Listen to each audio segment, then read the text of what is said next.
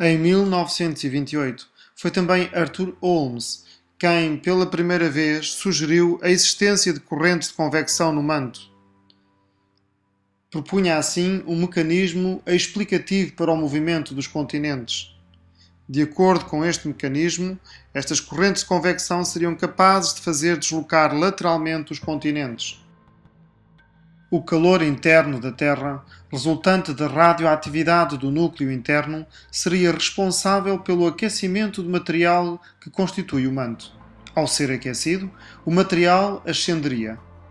Junto da superfície, dar-se-ia o seu arrefecimento, o que provocaria a sua descida por aumento da densidade.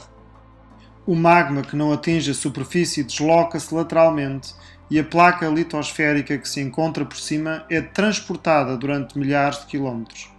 Quando o magma arrefece, inicia-se o movimento descendente da placa para regiões mais profundas. Neste movimento, a própria placa litosférica é arrastada para o interior do manto, isto é, sofre subducção. As zonas de subducção correspondem aos locais onde existem fossas oceânicas.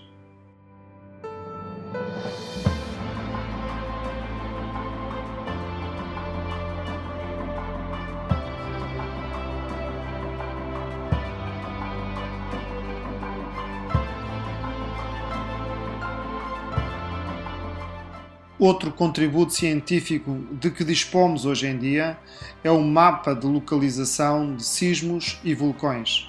Através da sua observação, verificamos que a sua localização não é uniforme em toda a superfície do planeta, sendo, pelo contrário, situada ao longo de linhas que parecem dividir a superfície terrestre em porções. De acordo com o modelo da estrutura interna da Terra, encontramos a superfície a litosfera, constituída por crosta oceânica e crosta continental e a parte superficial do manto, podendo atingir uma espessura superior a 150 km, uma camada sólida e rígida. Imediatamente a seguir encontramos a astenosfera, uma camada sólida, mas dúctil. É sobre esta camada que a litosfera se move. É aqui que ocorrem as correntes de convecção propostas por Arthur Holmes. Volvidos 50 anos, depois de Wegener ter apresentado a hipótese da deriva dos continentes, eram já muitos e revolucionários os contributos científicos que agora permitiam perceber o movimento dos continentes. E é em 1968 que o britânico Dan Peter Mackenzie e o americano Jansen Morgan apresentam o primeiro modelo explicativo do movimento das placas litosféricas. Segundo estes geofísicos, o movimento das placas litosféricas é provocado por uma corrente dúctil, material quente, viscoso e com propriedades elásticas provenientes do interior da Terra. Enquanto a hipótese da deriva dos continentes admite o movimento dos continentes, a teoria da tectónica de placas defende o movimento das placas litosféricas. Estas flutuam por cima de uma região do manto, onde existe material rochoso a temperaturas elevadas e num estado dúctil, que por sua vez também se encontra em movimento, a astenosfera. Conhecidos os limites das placas litosféricas, os geólogos descobriram que a litosfera está dividida em 7 grandes placas litosféricas e várias mais pequenas. De acordo então com a teoria da tectónica de placas, a litosfera encontra-se fragmentada em placas que se movem sobre a astenosfera. Estas placas crescem e divergem a partir da ascensão do magma da astenosfera e são destruídas em locais de colisão entre placas. A sua dinâmica tem origem nas zonas de subducção e nas correntes de convecção da astenosfera. As placas litosféricas podem ser constituídas por litosfera continental, como é o caso da placa arábica, por litosfera oceânica, como por exemplo a placa do Pacífico, ou por ambas, na maior parte dos casos. Como as placas estão em constante movimento, as zonas de limites entre placas são geologicamente muito ativas, podendo ocorrer fenómenos de vulcanismo, sismos de intensidade variável, construção de montanhas e a expansão dos fundos oceânicos. Em oposição, já as zonas dentro das placas são, no geral, de relativa calma geológica. Podemos distinguir três tipos de limites entre placas, se atendermos ao sentido do movimento das placas quando se encontram.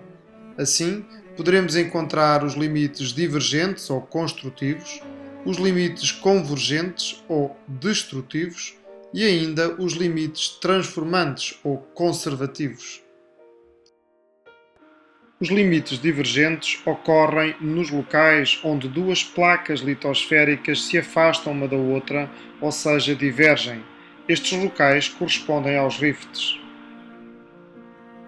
Os limites divergentes estão associados a uma sismicidade moderada e a um vulcanismo intenso. É um local de expansão de fundo oceânico e de ruptura entre continentes. É possível encontrarmos também um rift visível na superfície continental, como acontece na África Oriental, onde as correntes de convecção que ascendem sob um continente provocam a sua fraturação, originando um rift continental. O afastamento destas placas litosféricas irá fragmentar o continente africano e permitir o aparecimento de um novo mar neste local dentro de milhões de anos. Os limites convergentes situam-se nos locais onde duas placas convergem, isto é, onde se aproximam uma da outra. Nos limites convergentes ocorre destruição da litosfera. Os fenómenos geológicos que ocorrem nestes limites dependem do tipo de placas envolvidas na colisão. Ocorrendo uma colisão entre placa litosférica oceânica e a placa litosférica continental, a placa oceânica é subductada uma vez que apresenta maior densidade, criando uma fossa oceânica. No continente, formam-se cadeias de montanhas, a atividade sísmica é intensa e gera-se vulcanismo.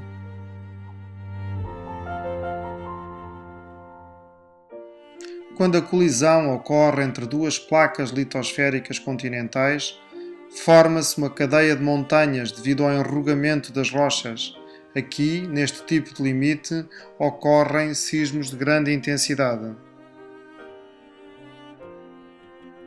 Uma vez que se tratam de duas placas com propriedades físicas semelhantes, o processo de subducção comum no embate entre duas placas oceânica e continental é aqui dificultado, registando-se apenas a formação de montanhas. Os Himalaias são disso exemplo, resultando da colisão entre a placa continental indo-australiana e euroasiática.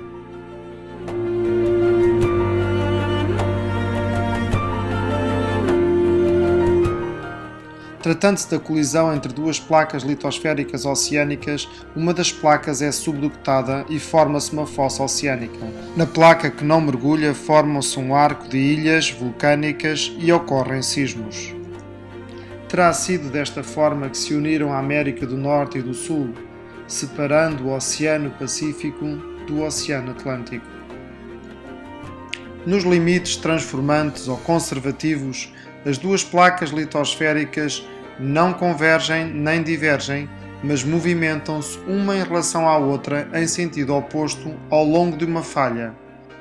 Estes limites, onde não há criação nem destruição de litosfera, são frequentes nos fundos oceânicos, embora também possam ser encontradas em certas zonas continentais, na superfície de um continente, como acontece na Califórnia, nos Estados Unidos da América, com a conhecida Falha de Santo André. A falha de Santo André tem cerca de 1000 metros de comprimento. Algumas partes desta falha movem-se diariamente de forma imperceptível, outras movem-se repentinamente, causando violentos sismos. Crê-se que esta falha de Santo André irá transformar a península da Califórnia numa ilha. A teoria da tectónica de placas permite aos geólogos interpretar a intensa atividade geológica que se verifica nos locais onde se situam os limites de placas litosféricas, fornecendo-lhes assim uma visão global da dinâmica interna da Terra.